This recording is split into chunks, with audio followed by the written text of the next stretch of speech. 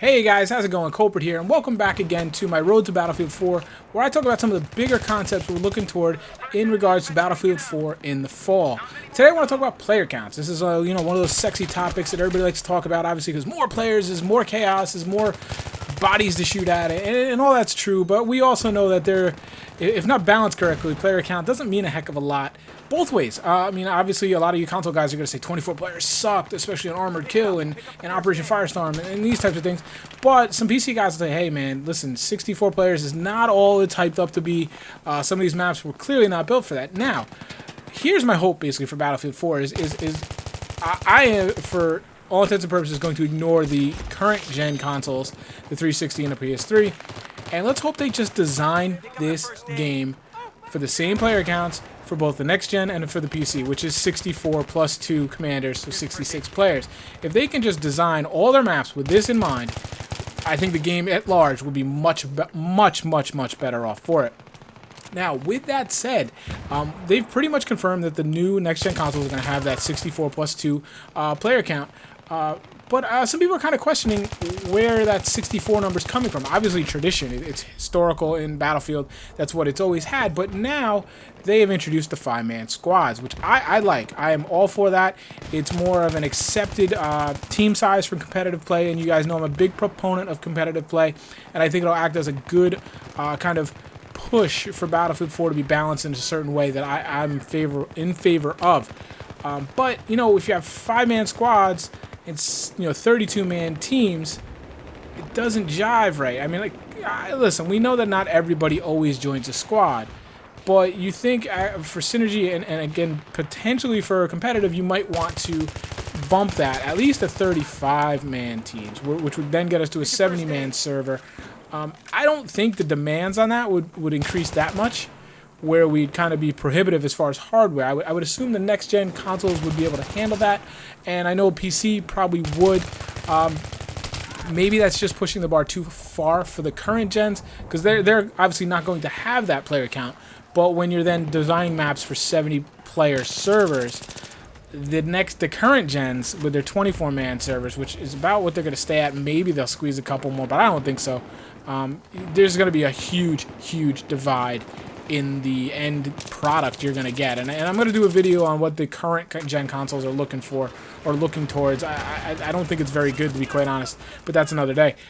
So I think there's a lot of logic that would tell you that, 70-man servers would make a lot of sense.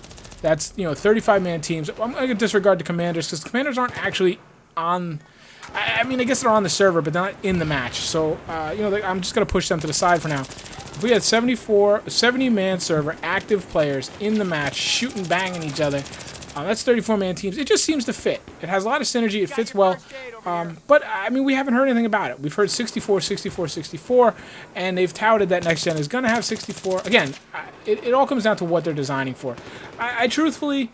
I don't even know that they're designing for 64, man. I think it'd be probably a little wiser if they build maps and they design them, say, for 48. Then you've got some wiggle room. But I know, looking at Siege of Shanghai, that map seemed pretty big. And even at 64, man, it seemed pretty barren. I shouldn't say barren, but it wasn't I would like it a little more crowded. And I chalk that up to people maybe not knowing the maps. They don't know where they're going. You got guys that are standing off in the corner, banging their heads into the boundaries because they don't realize that that's not really where the action's at. So hoping as people familiarize themselves and play the game more, we will get more contention points, as I've mentioned in previous videos. Now, as an aside, again, I kind of call into question this Second Assault DLC. And for those of you who don't know, perhaps didn't watch my previous video, Second Assault is basically going to be, I think, the 4 most popular maps from Battlefield 3. So it's going to, my question is, here we go. We're pretty sure we're going to get Operation Metro. Now we're going to have that. Obviously, it's 64-man, potentially maybe 70-man. I don't see that really working. We all know how much fun the meat grinder can be at 64-man Metro, man. I don't really need to revisit that. So, I mean, unless they take a lot of liberty and redesign the map quite a bit and add some different routes and things, which hopefully they'll do. I think it needs it. Even for Battlefield 3, it needs it. So, moving up to Battlefield 4, it would certainly need a little kind of redesign in that way. But, again, you see how the Second Assault DLC, in my mind, is causing a lot of conflict, at least in design. Who knows? Maybe they have solutions for this as the design teams kind of meet and they brainstorm. And they're smart people and they've done this for a long time and they're usually pretty good at it. So I'm going to give them the benefit of the doubt at this point. But as far for a discussion with you guys, it's certainly something I need to think about. And I do think about it. And I wonder how they're going to tackle that.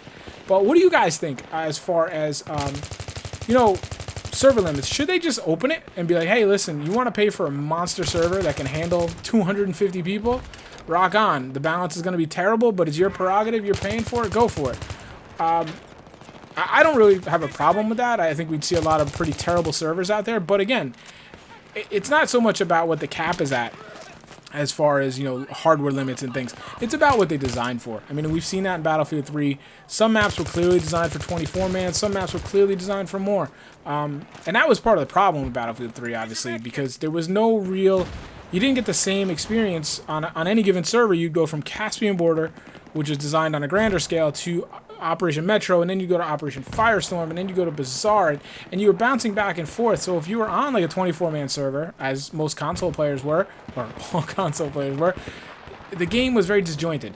If you're on PC and you were on, let's say, a 64-man server, you would have a good experience on the maps like Ascent Crossing or even, Caspian, these. But then you get into Metro and you're like, here we go. Oh boy, I just got to bend over and take it for the next 30 minutes until this is over and we can get on to another map. Hopefully the design will be standard across all platforms at this point, again, disregarding the current gens, and we can get a much more even keel experience map to map as you're in a single lobby and you don't have to lobby jump as much. So, what do you guys think? What should they do? Should they just lift the cap and leave it up to the player's discretion, but particularly designed for 1 point, i.e. 64-man, potentially maybe 70? I'd love to hear what you guys think. What do you think would be most enjoyable to you? Once again, guys, thank you so much for listening. I do appreciate it, and I will talk to you soon. Take care.